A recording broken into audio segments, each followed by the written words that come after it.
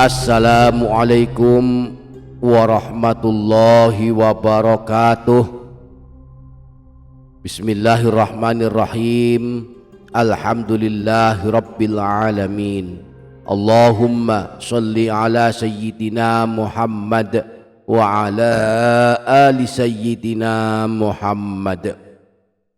Rabbana zidna ilma warzuqna fahma. Rabbi shrah li sadri wa yassir li amri wahlul 'uqdatam min lisani yafqahu qawli. Amma ba'du, selamat datang kembali di channel Menebar Hikmah Meraih Berkah. Para sahabat, termasuk waktu yang istimewa adalah waktu maghrib, yakni rentang waktu setelah sholat maghrib hingga memasuki waktu isya.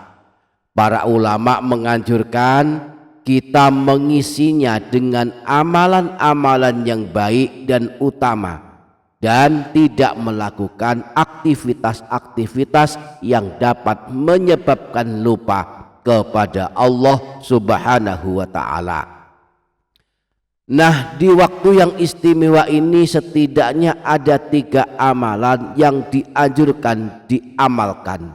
Barang siapa yang melakukannya, maka dituliskan pahala seperti pahala ibadah selama 12 tahun, diampuni dosa-dosanya, selamat dari siksa kubur dan siksa neraka, dan kelak termasuk ahli surga. Maka mari simak video ini hingga menit terakhir agar kita bisa mengetahui 3 atau 4 amalan di waktu maghrib ini.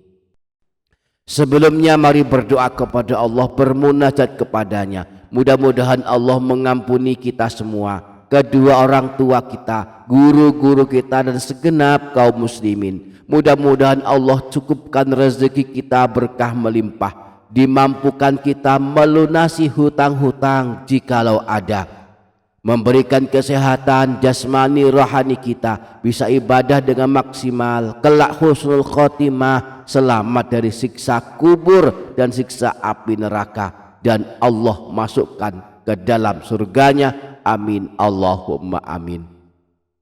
Para sahabat Menebar Hikmah Meraih Berkah channel, Sayyid Abu Bakar bin Sayyid Muhammad Syato' Al-Maliki At-Timyati dalam kitab Hasyiah I'anatut Thalibin, beliau menyebutkan, telah berkata Imam Al-Khaddad di dalam kitab Nasha'ihud Diniyah, bahwa dianjurkan menghidupkan waktu antara maghrib dan isya dengan melakukan amalan-amalan.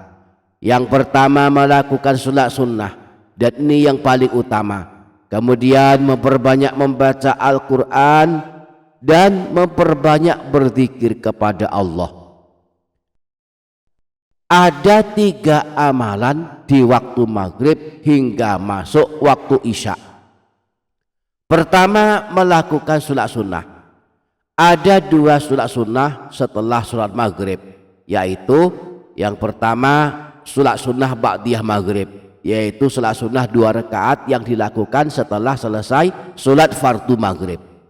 Yang kedua, sholat sunnah awwabin, yaitu sholat sunnah sebanyak 6 rakaat yang dilakukan setelah selesai sholat fardu maghrib. Disebutkan dalam hadis riwayat Imam Ibnu Majah dari Sayyidina Abu Hurairah bahwa pahala sholat sunnah awwabin menyamai ibadah 12 tahun. Rasulullah pernah bersabda, man shalla ba'dal maghribi 6 raka'atin lam yatakallam bainahunna bisu'in udilna lahu bi'ibadati thintai asyrata sanatan. Siapa saja yang melakukan sholat sunnah 6 rakaat setelah sholat maghrib, dan di antara 6 rakaat tersebut tidak berkata buruk, maka sholatnya tersebut sebanding ibadah 12 tahun. Yang kedua, memperbanyak membaca Al-Quran. Ada banyak surah yang dianjurkan diamalkan, dibaca di waktu ini. Misalnya surah Yasin dan surah Tabarak. Rasulullah pernah bersabda, man qara'a yasin fi yaumin wa lailatin ibtigha'a wajhillahi ghufiralah. Siapa saja yang membaca surah Yasin pada suatu hari dan suatu malam niatnya mengharap ridha Allah, maka dia akan diampuni dosa-dosanya. Adapun surah Tabarak terkenal sebagai surah penyelamat siksa kubur dan pembela pada hari kiamat. Rasulullah ditanya tentang surah Al-Mulk ini, beliau menjawab, hiyal mani'atu hiyal munjiyatu tunjihi min azabil qabri. Surah Tabarak adalah surah yang mencegah dan menyelamatkan orang yang membacanya dari siksa di alam kubur. Dalam hadis riwayat Imam Al-Hakim dari Sayyidina Abu Hurairah, Rasulullah pernah bersabda, inna suratan min kitabillahi azza wa jalla ma hiya illa 30 ayatan syafa'at li rajulin fa akhrajathu minan nar wa adkhalathul jannata wa hiya suratu Tabarak. Sesungguhnya ada sebuah surah dalam kitab Allah hanya terdiri dari 30 ayat, akan memberikan pertolongan kepada orang yang membacanya lalu mengeluarkannya dari neraka dan memasukkannya ke dalam surga. Surah tersebut adalah surah Tabarak. Kemudian amalan yang ketiga, memperbanyak berzikir. Sangat baik di waktu maghrib ini kita membaca Sayyidul Istighfar. Rasulullah menjanjikan kelak menjadi penghuni surga bagi yang suka mengamalkan Sayyidul Istighfar. Rasulullah pernah bersabda, siapa saja yang membaca Sayyidul Istighfar dengan yakin pada siang hari kemudian meninggal dunia pada hari itu sebelum memasuki waktu sore, maka kelak tercatat sebagai ahli surga. Demikian pula siapa yang membacanya dengan yakin pada suatu malam lalu dia meninggal dunia sebelum subuh, maka dia tercatat sebagai ahli surga. Maka sehabis membaca Al-Quran, jika masih ada waktu sebelum masuk sholat fardhu isya, kita baca Sayyidul Istighfar walaupun hanya 1 kali.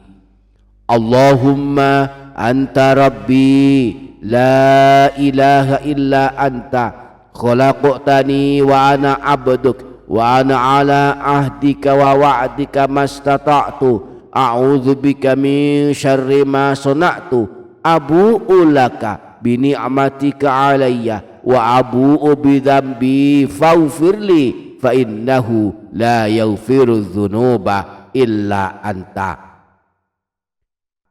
Demikianlah amalan-amalan yang dianjurkan diamalkan pada rentang waktu maghrib hingga masuk waktu sholat isya. Semoga kita dapat mengamalkannya. Amin Allahumma amin. Demikian para sahabat, insya Allah barokah, insya Allah bermanfaat dunia akhirat. Kurang lebihnya mohon maaf. Sampai jumpa di video berikutnya. Wassalamualaikum warahmatullahi wabarakatuh.